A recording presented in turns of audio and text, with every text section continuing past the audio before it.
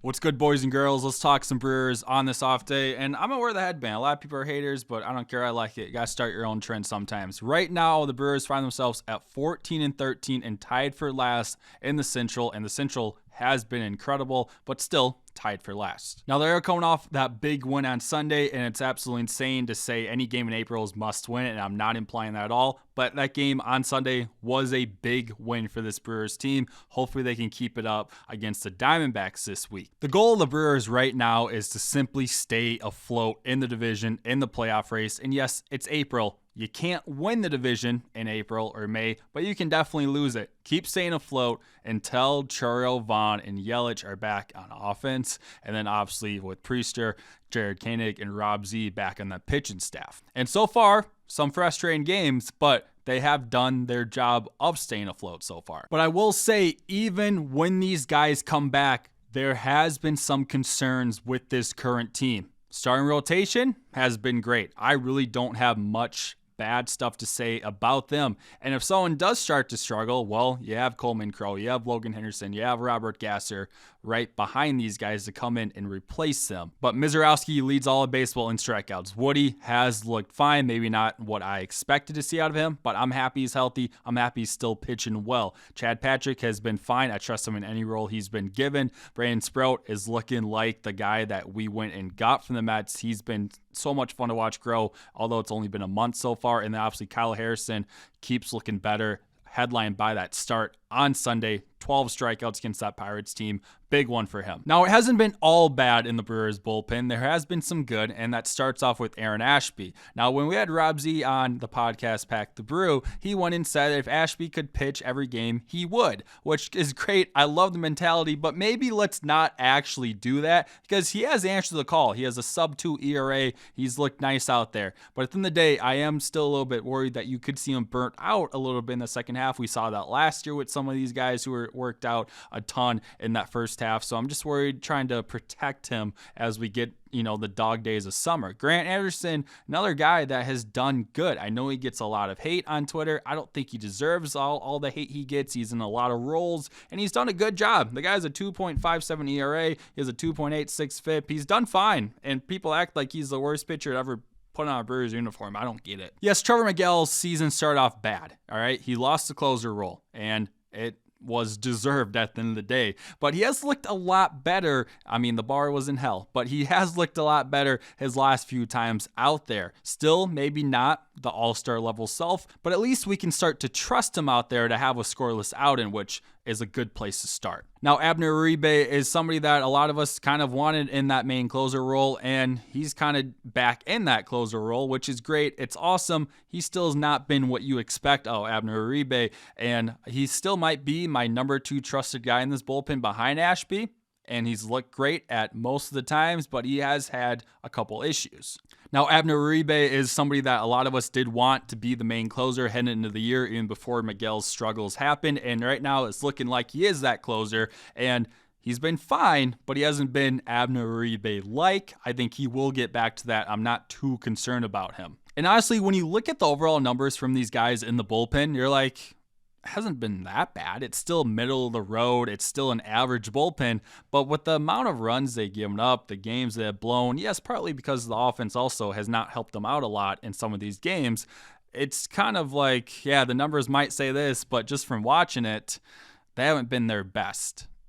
I'm not trying to completely get on one guy here. I don't love to do that, but he's been darn close to my biggest disappointment so far this season is Angel Zerpa. You go and trade Collins and Mears. I know they've had their issues with Kansas City. Sure, great. But you go and see what Zerpa did in that WBC. It's like, my goodness, this guy's going to be one of the best arms in this Brewers bullpen. And he's probably been the worst. He has a 6.39 ERA. He has a 5.36 FIP. He just feels like every time he's out there, he's pitched nearly 13 innings. It almost has never been good, and he's blown a lot of games so far. I do believe he will get better, but right now, I just don't really trust him in any role right now, and that is concerning for a guy that we all had a lot of hope for. And sure, yeah, you can also go and look at Jake Woodford with his near 6 ERA, but someone like Woodford is in that Easton McGee role from last year that is like, hey, if we're up 8, go out there and finish the game. Or again, our teeth kicked in, go out there and finish the game. Go and save that bullpen, go and throw 2 innings and just get us out of this game. And yeah, you want him to be trusted in that role, which is the bottom of the barrel role on a major league roster. And he's had some iffy moments. I still believe he can be solid in that role, but I'm not too concerned regardless of who's pitching in that role. And also, you're hoping to go and get Koenig back, Rob Z back. I think those are 2 lefty arms that are going to be big for us. And also, I wouldn't hate seeing Coleman Crow, Logan Henderson, Robert Gasser. Henderson should be in the starting rotation, but at least Gasser and Crow in this bullpen because they're too talented to be in AAA. Yes, offensively, they have gone 7 straight games without a home run. There have been some trouble scoring some runs consistently, and it could scare you a little bit. The part that keeps me going with them is knowing you're going to get Chourio, Vaughn, and Yelich back. But right now, looking at it, 2 of their best hitters have been Bryce Terrain, who you guys know how I feel about him heading into the season. He's lived up to my expectations and then some. And then Garrett Mitchell, whose strikeout rate is near 40%, and that really hurts a lot, but his overall numbers have still been really nice. And also him just being healthy, knock on wood, has been great for me to see. I don't think it's insane for either of those 2 guys to keep up the numbers they've shown this year because their bats can do that. Their number 1 guy, though, offensive this year has been Gary Sanchez. Gary Sanchez is a nice offensive player with some power, and I like having him in that backup catcher role. Now he's been kind of forced into that main DH role, which is fine, but can we really expect him to keep up a 168 WRC plus and a 582 slugging? No, but I still believe this is an above average bat at the end of the day. And then the other 2 guys who are still healthy that have been above average have been Jake Bauers and William Contreras, both having a 105 WRC plus, so just above that league average mark, which you will absolutely take from Jake Bauers being the backup first baseman. Obviously, he's been mainly the starter with Vaughn injured, but will be mostly the backup. But Contreras, you do have more hope for him than to be just a league average bat, and the way he's been calling games, though, definitely makes up for it. But after those guys, it has been rough for a lot of these guys. Lockridge has around an 86 WRC plus, which as a 4th outfielder with his speed, with his defense, you will take. He's also been kind of forced into a main starter role, also with Chourio being down. Hamilton just had his first extra base hit on Sunday, which that's not the kind of player he is. I know the numbers are not pretty, but part of me that likes him a little bit is obviously I love guys who are super fast like David Hamilton. And then also, he also gets on base at a decent rate at 356 OBP. So I'm not a full-on hater of David Hamilton. I think as a bench bat, he's another guy that's been kind of forced into a role that he maybe shouldn't be. If he's a guy who starts, 2-3 games a week, you're happy with it, or at least I am.